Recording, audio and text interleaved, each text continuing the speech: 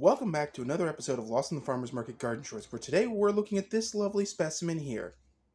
Its scientific name is Salvia officinalis, specific variety, tricolor, or commonly called tricolor sage. Now, I know, some of you are going, why are you doing tricolor sage? Well, it's the last episode of 2022, and I thought, let's go back to something I've been meaning to cover for a while. We've already covered common sage, which is literally tricolor sage. They're virtually identical. In cooking, they can be used exactly the same way. They grow the same way. They take the same care and conditions, give or take. However, this one is tricolor sage is a little bit different for a unique reason. So let's get into that real quick. But let's cover the basics. For those of you who didn't see the common sage episode, I do recommend you go look it up. But anyway, sage advice, kids. Sage advice. Tricolor sage, much like common sage, is in the Lamiaceae family. That means the mint family. However, it doesn't produce underground runners, and its stems will root wherever they are in contact with the ground on a regular basis. The word salvia comes from the word salvis, which means safe, secure, and or healthy, though there are other translations that say things like healing and so forth. It depends on how you arrange the actual letters and stuff like that. Now, this particular variety of sage, this selected variety, is actually native to Southeast Europe. Common sage is native to the Mediterranean, and that's basically the same area, but what happened is one of the sage plants at some point had a mutation that created these lovely colors here. And let's zoom in for a moment so you can see what I'm talking about. Oh yeah. This is a good point for that song by Yellow. Go, go, chicka chicka. Oh yeah. So, you see the white creamy margins? Well, these can also get shades of red and pink in there too. This is a young plant that I got and potted up into this size, and I've been working with it for maybe a few months. Not very long, but you get the idea. It needs a bigger pot. It needs some milk.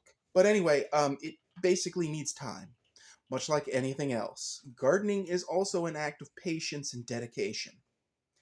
So, as I said, it's native to Southeast Europe, and this is actually, again, one plant demonstrated a mutation, and someone said, hey, let's cultivate that. And then they selected for better color and better, and that's how you got purple sage, the one that's sort of purplish gray. Same kind of deal. Someone selected it for vibrant colors, even though technically these colors were a disadvantageous mutation. So, let me go into the details of the plant and growing it real quick before I cover why it's a disadvantage. It's not a useful mutation to have these weird colors. So, in USDA zones 6 through 9, it is a hardy perennial, though it may go deciduous, drop leaves, and come back from the root if it's really cold. Its soil pH preference is 6 through 7. Its exposure preference is full sun, much like common culinary sage. Its height can be 1 to 1.5 feet tall, and its width can be the same. Okay, that's not bad. Now, let's talk about this mutation in detail. This plant doesn't have any other names. It's just tricolor sage. That's all it's known as. Now, this is a lovely plant. I don't care what anybody says. I actually like it for the color and the shape, but it still produces the sage blossoms, so there's that. We're going to zoom out a little bit. There we go. So, the mutation. This is a little plant science for you folks out there. These leaf colors do nothing for the plant. Now, I know someone could argue, well, but it enticed us to cultivate it. No, it's a mutation that happened in the plant that actually is disadvantageous because in the areas where it's white, it's not conducting photosynthesis.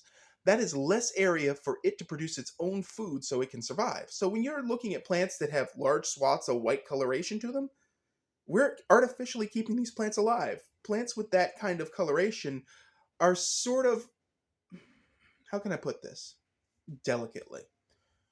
Plants that have an excessive amount of white in their leaves and foliage and stems and so forth are the plant equivalent, especially if they're curled and unusually shaped so they can't have the broadest surface for photosynthesis, are essentially like the pugs of the plant world. These plants are artificially being kept alive by us, and they're barely surviving because their physical attributes are mitigating their ability to do what they need to do. Now, in the case of tricolor sage, this is about as far as it needs to go because this plant has as you can see on these leaves, mostly green areas. It'll do okay. It's just never going to get quite as big as its common sage cousin because it's limited by these areas, which are basically dead zones for photosynthesis. They're great for gas exchange because they have all the same stomata and so forth, which are pores on the leaves that allow them to take in and exchange gas. But the more of this, specifically the white coloration it gets, the slower the plant's going to grow. When you have full-blown albino plants or plants that are a color that isn't natural, like those weird ball cactuses that are grafted onto the green stick cactus, those things can't get bigger on their own. They have to be grafted, and they're almost parasitic, even though technically someone will say it's symbiotic, but technically they're not contributing anything back.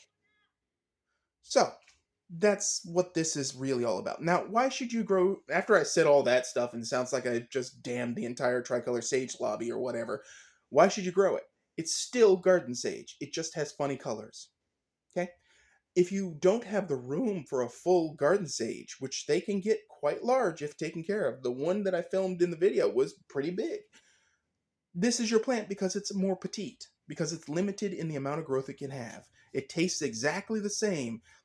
You can extract oil from it. It has all the same uses. It's just prettier. Now, that oil you extract may have funny colors because of the pigments in the leaves producing the colors. And also, if you notice, the stems are pretty red too. Borderlining almost on purple, and that's just how this particular sage does the do. Okay. So, that's why you should have this if you want it. Purple sage is another alternative. And there are actually wackier color versions of this, which verge into weirdness, but okay. It's a good, hardy perennial that only needs a little bit more help than its conventional cousin. That's why you should have it in your garden. Also, conversation piece. I mean, look at this thing. It is wiry, it's a little bit wispy right now, but by next year it'll look fabulous. And then I'll have to do a Redux video talking about it's amazing, which y'all know I have no problem with. So, that's about all I have for you on Tricolor Sage. I do recommend you grow it. Just try to get ones with a little bit more green in the leaves for your own sanity and its own survival. If you like Tricolor Sage, or you have any thoughts about growing it, or you've grown it and you have any tips or tricks, please put them in the comments section. If you haven't already, please subscribe, hit the like button if you like this episode. And in the description for this video, there will be a link to the Forage blog covering wild foods that you can eat, that you can find around North America. So with that said, thank you for watching, and as always, folks, keep them growing, and don't mind the rambunctious kittens in the background. That's just going to be a thing for a while. So, again, thank you for watching.